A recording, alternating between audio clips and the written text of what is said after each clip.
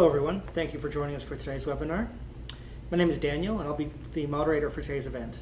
I'm joined here today by Samir, who's going to be walking you through what's new in Maple 2016.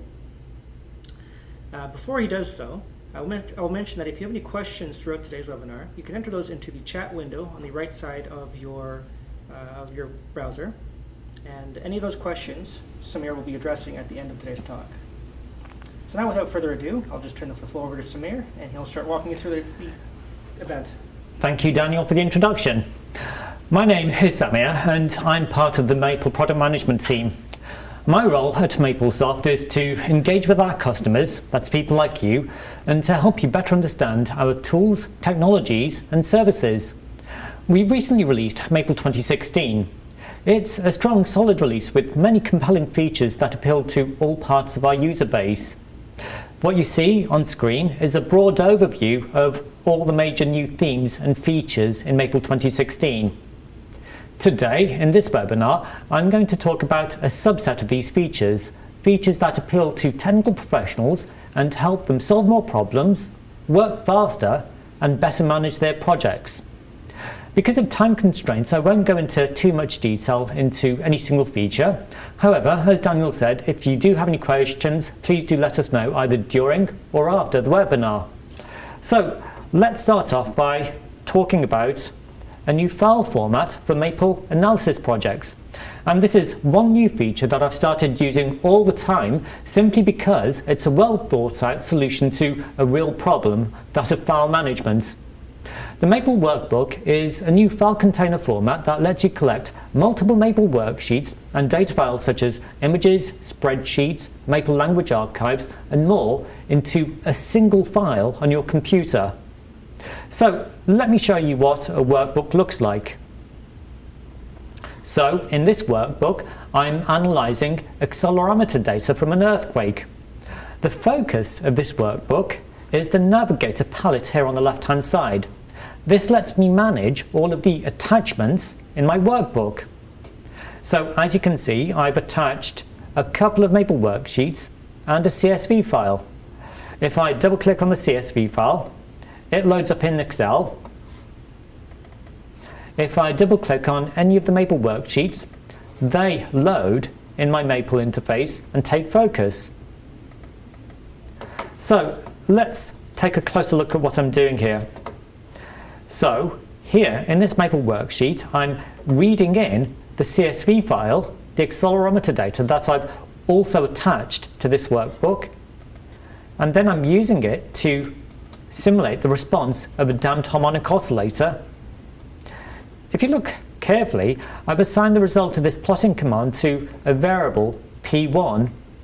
Using the variables palette, I can save that variable and share it across all of the worksheets in my workbook.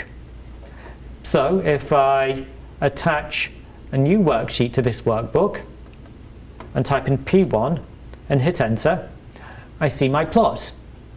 I can share plots, expressions, functions, procedures, and more across all of the worksheets in my workbook simply by saving them. So let's close down some of these worksheets. The very nature of a workbook means that they're a great solution for creating libraries of interactive Maple applications, and this is something that we've been working on here at MapleSoft. So this is a library of Maple applications in thermal engineering and science, and I'd like to emphasize that this exists as a single file on my computer. The Workbook Navigator here lets me browse all of the worksheets. As you can see, they're all neatly divided up into subject-specific folders. If I double-click on, say, this file, the application loads up in Maple. And incidentally, this is an interactive psychometric chart. If I let my mouse hover over this chart, you should see thermophysical information for humid air update on the top left-hand corner. By the way, this actually uses updated plot component technology in Maple. Now you can execute code as your mouse simply hovers and moves over an embedded plot component.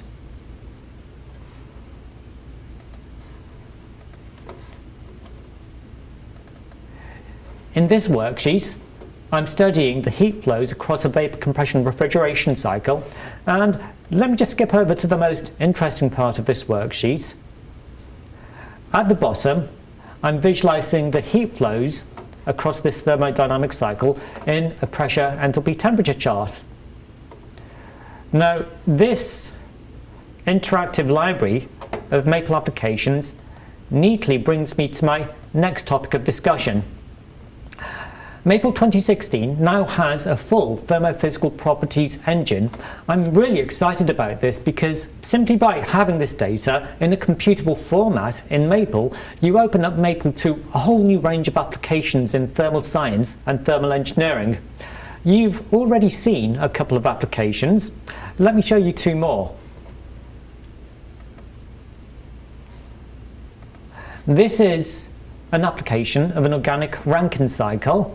This is a thermodynamic cycle that's used to turn low-grade waste heat into useful work. At the top I have a diagram of my thermodynamic cycle. If you look carefully, you can see that I have the intermediate temperatures, pressures and enthalpies at each point printed on this visualization. I also have some summary information for the thermodynamic cycle here. If I scroll down to the bottom, I can change some process parameters. So let's try changing the working fluid. And as I do this, if you look carefully, you should see some of the intermediate temperatures, pressures, and enthalpies change. Let's try that again. So this type of application you could actually deploy free of charge to the desktop using the Maple Player. The Maple Player is actually a free runtime version of Maple. The concept is that you use your main installation of Maple to create applications like this. You add in interactivity using UI elements such as drop-down menus, radio buttons, text boxes and more, and then you can simply deploy it free of charge using the Maple Player. You can also deploy this free of charge to the web using the Maple Cloud. In this application, I'm modeling the adiabatic mixing of air. So at the very top I have a diagram of the mixing process. So I have two air streams, they mix perfectly, and in this application I'm going to calculate the properties of the output air stream. So in my first section, and let me zoom in, I have some process parameters such as the temperature, the relative humidity and the volumetric flow rate of the two input air streams. And then I'm using this command to calculate the thermophysical properties of each input air stream. So here I'm calculating the enthalpy of humid air using the dry bulb temperature, the relative humidity and pressure as states, and the result has a unit associated with it. We'll look at this command in detail in a few minutes. I then have some equations which describe the physics of my mixing process. So this is basically just a heat and mass balance. And then I plot the thermodynamic cycle on a psychometric chart. And these are actually generated automatically by Maple 2016. So let's look at this new functionality in greater detail. Well, the package is called Thermophysical Data. It exports a number of commands, but you'll probably be interacting with this command, property, most often. In this example, I'm calculating the entropy of a pure fluid, the refrigerant R134A, using pressure and enthalpy as states. If you look carefully, I've associated units with the state values, and the result has a unit as well. If I wanted to, I could rescale the pressure to say 20 psi. If I hit enter, I get a new entropy. If I right click on the result and select units formatting, I can rescale the result to any dimensionally consistent set of units. So let's try BTU per pound per degree Fahrenheit. As well as the entropy, I can calculate the density, the viscosity, the specific heat capacity, and many other items of information. I can also calculate the properties of arbitrary fluid mixtures as well. So here I'm calculating the density of a mixture of methane, ethane, and butane and pentane using temperature and pressure estates. The molar amounts of each fluid in the mixture is given in square brackets after the fluid name. As you've already seen, I can also calculate humid air properties. So here I'm extracting the wet bulb temperature of humid air using the dry bulb temperature and pressure and relative humidity estates. Visualization is an important aspect of thermodynamic modelling. Maple will generate a couple of types of thermodynamic visualizations. So for any of the pure fluids that Maple understands, Maple will generate a pressure, enthalpy, temperature chart. Now these are fully customizable, so you can change the pressure and enthalpy limits over which this chart is generated. You can change the location of the isotherms and the lines of constant quality. And I'd like to emphasize that these are just standard Maple plot objects. If you wanted to, you could place lines and other elements on top of this chart to indicate the process of a thermodynamic cycle. As you've already seen, Maple 2016 will also generate psychometric charts. Now, a neat aspect of this is that they can be generated for arbitrary pressures. So this is a psychometric chart generated at standard atmospheric pressure, but if you wanted to, you could generate one of these at slightly above or below atmospheric pressure as well. And of course, because you have access to this data in a completely computable format, you can use Maple's programming language and visualization tools to generate your own completely customized thermodynamic visualizations. And this is something I came up with a month ago. It's a temperature entropy chart for a Rankin cycle using water. You see shaded isobars, there's a red line delineating the two-phase vapor dome, and the blue line is simply my thermodynamic cycle. Now, you can also use all of Maple's functionality to explore and optimize your design space. In this specific example, I'm examining the efficiency of a regenerative Rankin cycle. If you look carefully at this diagram, there are two pumps here and here, and hence two pump output pressures at point 2 and point 4.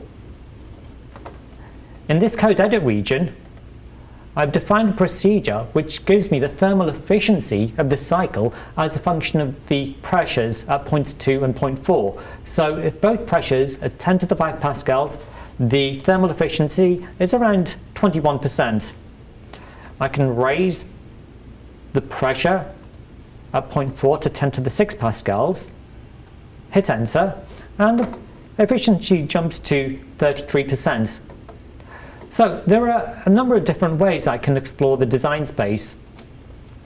Here I've used the explore command to generate an interactive application. So I didn't have to create this interface myself. I didn't have to place this slider on screen and program how it acts with the application. The explore command did that for me. So specifically, I'm plotting the thermal efficiency on the y-axis against the pressure at point 2 on the x-axis, and I can vary the pressure at point 4 with a slider. And this lets me explore how the thermal efficiency changes as a function of both pump output pressures. Incidentally, we've actually updated the explore command. We've made the syntax more intuitive, and we've given you greater control over the look and feel of the generated UI. You can also use Maple's optimizers to find the two pump output pressures that maximize the efficiency. So the maximum efficiency of this cycle, given the process parameters, is 47% given these two pump output pressures.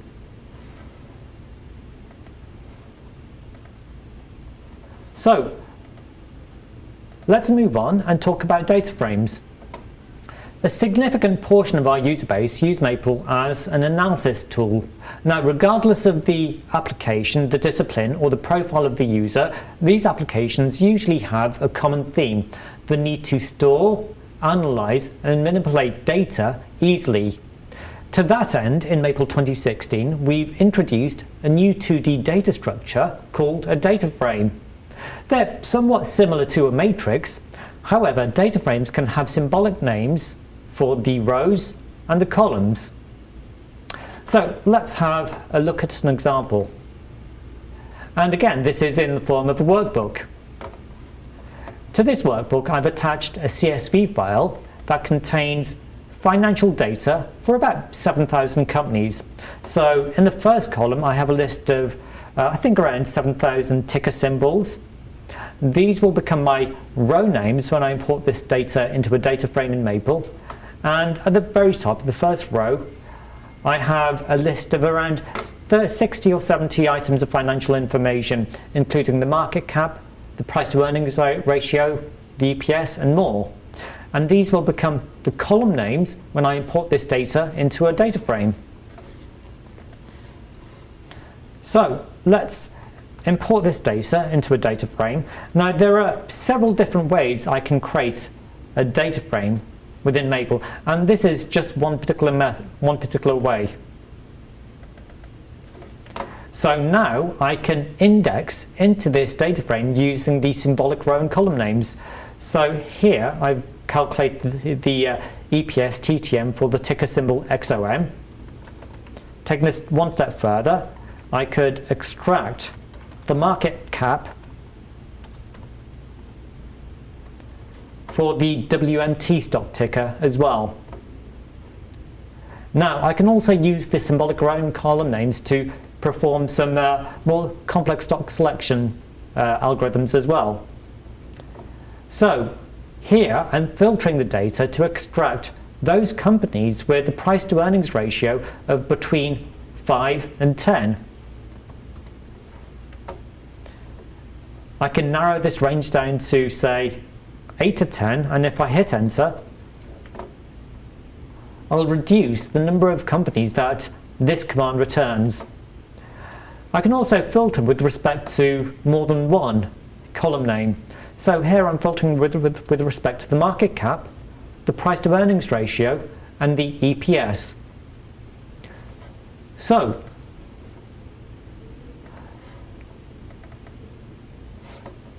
data frames are also tightly linked into our analysis functionality, and this is another example that uses one of our built-in datasets, the famous iris dataset. This correlates the sepal length of irises with the sepal width, the petal length, the petal width, and the species. If I right-click on this data frame, I see a context-sensitive menu which allows me to apply certain analysis functions to this dataset. I'm rather fond of this command, the data summary command. This embeds some summary statistics into my worksheet. So if you look carefully, the column names are taken directly from the column names in the data frame. With Maple 2016, we've also introduced new tools for principal component analysis. This allows me to extract the most significant variables in my data set, and I can plot the results in a biplot.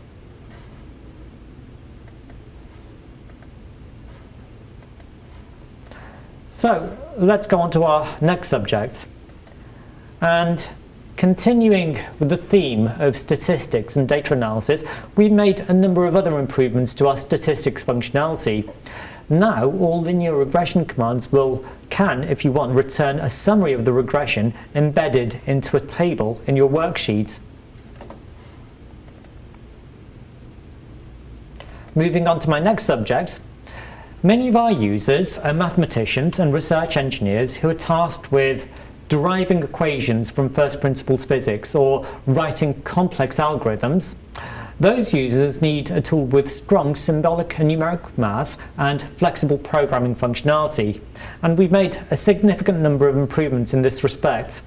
I'm not going to go through this in great detail, but we've improved the conversion network for mathematical functions.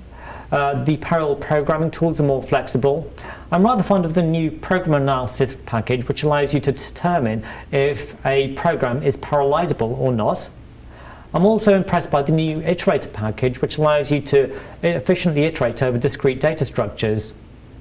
Code generation has always been one of my favorite aspects of Maple, and let's look at Maple's code generation assistant. The concept is that you use Maple's symbolic math functionality to develop your equations or your algorithms. You can then convert that algorithm or those equations into another language syntax. So traditionally we've been able to convert Maple algorithms and expressions into C, C#, Java, Fortran and a few other target languages. With Maple 2016 we've introduced support for the Julia programming language.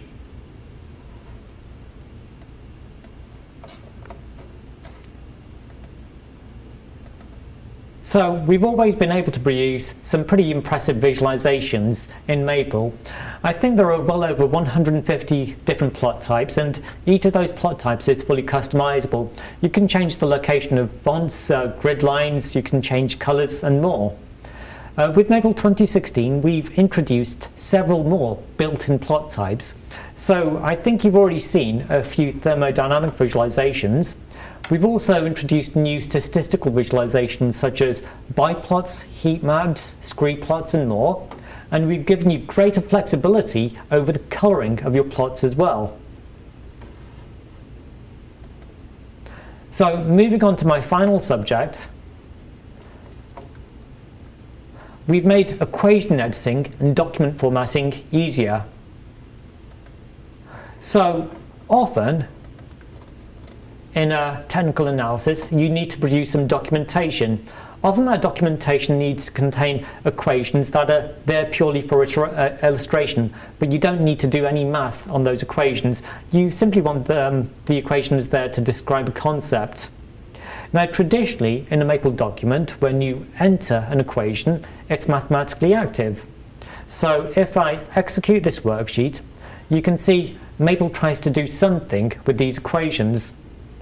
Now if you right click on an equation and deselect this option, let's do the same with this equation as well, and I execute this worksheet again, you can see Maple does nothing with these equations. They're there purely for annotation. We've also improved the flexibility of equation editing as well. So if I move my insertion point to the right hand side of this view and I hit /, as you would expect it becomes the numerator in a fraction. However, if I hit / again it flips over to the denominator. This just gives you extra flexibility in how you enter and edit your equations.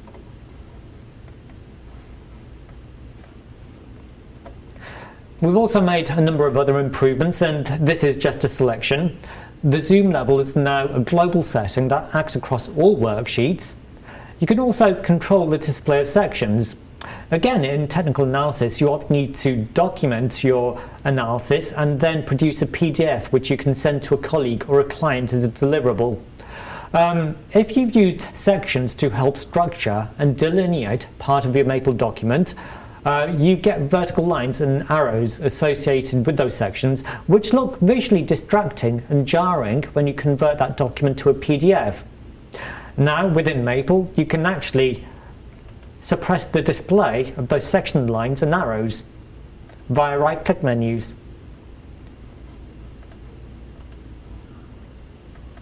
This just makes the converted PDF a lot cleaner, a lot more aesthetically pleasing. Our help system is faster and easier to navigate now as well. So we've refreshed the look and feel of our Maple help, and this is just the look and feel of one of our new help pages. So at the top we now have a table of contents. So what I traditionally do is I go to a help page, then I just jump straight down to the examples section to copy and paste examples into Maple Worksheet. Now I can do that faster simply by clicking on the examples link at the very top. We've also promoted the See Also set of links to a column on the right hand side. This just gives greater visibility to other related Maple help pages and helps you to learn about the wider ecosystem of Maple. So that was everything I wanted to talk about today. There are many other new compelling features within Maple 2016. As I said, it's a strong, solid release. If you'd like to know more and you have a copy of Maple 2016, then go to the What's New page. It'll give you far more information and many demonstration applications. Our website, maplesoft.com, is also a great resource of examples and applications that demonstrate the value of Maple 2016. But now I think I've come to the end of my presentation.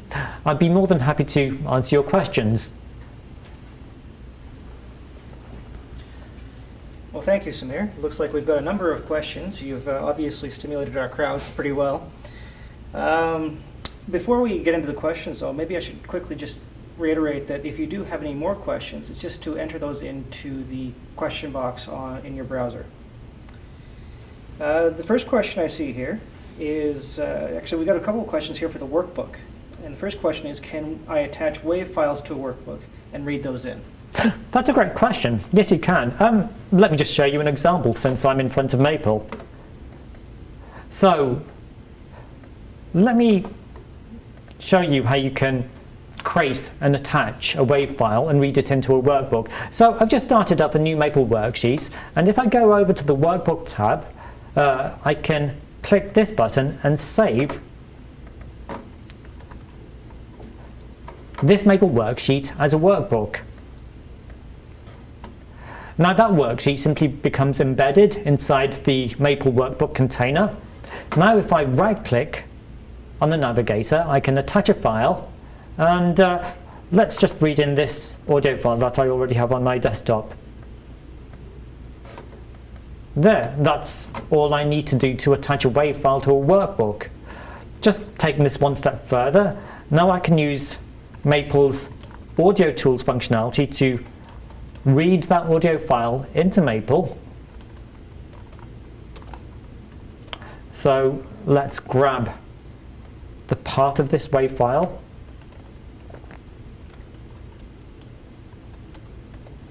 And there it is. This is the data that defines my WAV file.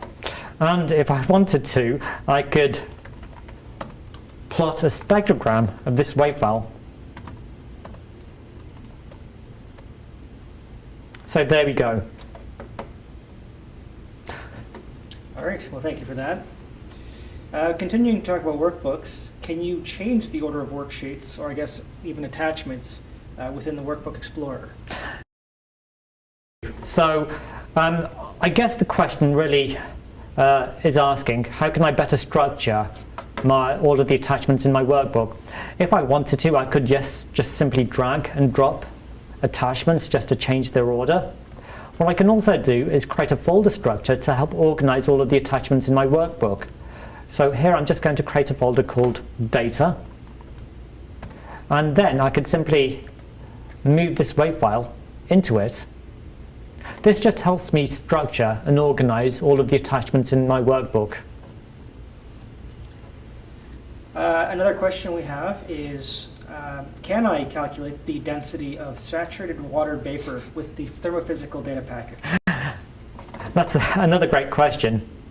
So again, let me show you how to do this, and let's zoom in. So the package is called Thermophysical Data,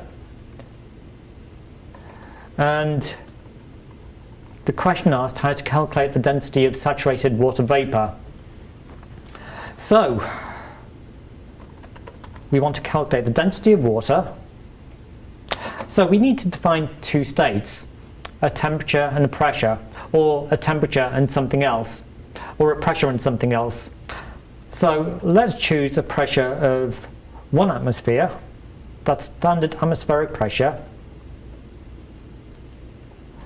And let's choose a vapor quality of 1. So if I've done everything correctly now and I hit enter, Maple gives me the density of saturated water vapor at 1 atmosphere pressure. So it's about 0.6 kilograms per meter cubed. If I wanted to, I could right click on this and convert it to a different unit system. So let's just try pounds per centimeter cubed. As long as the units are dimensionally consistent, you can perform that conversion. I hope that answered that question. I think so. One follow-up quick question related to that is, somebody is wondering about entering in units in Maple. They saw that you had entered in 1 atmosphere there, and they were just curious how you did that so quickly. So there's a number of different ways I can enter in units into Maple. If you go to the palettes here on the left-hand side, we have a units palette which allows you to quickly insert your units into your Maple worksheet. However, I think a couple of releases ago we introduced a shortcut for entering units as well. So let's just say I wanted to enter in 1.2 meters. So I just enter in 1.2, then I hold down the Control-Shift key and hit U. And it inserts my square brackets. And this is a prompt which just indicates I need to enter in a unit. So at this point I just type in my unit, and that's all I have to do. As soon as I move my insertion point out of these square brackets, it disappears and I'm left with a cleaner variable description. Great. So I think that's about it for the question. That's about it for all the time we have for questions for today. I will quickly address one question here at the end, which is, where can I get a copy of this presentation or view it again? And you can view this again. We'll have this online on our YouTube channel within a few days. More importantly, how you can get a copy of this presentation, or if we didn't have a chance to address your question today, you can email us at webinars@maplesoft.com, and we'll get back to you as soon as possible.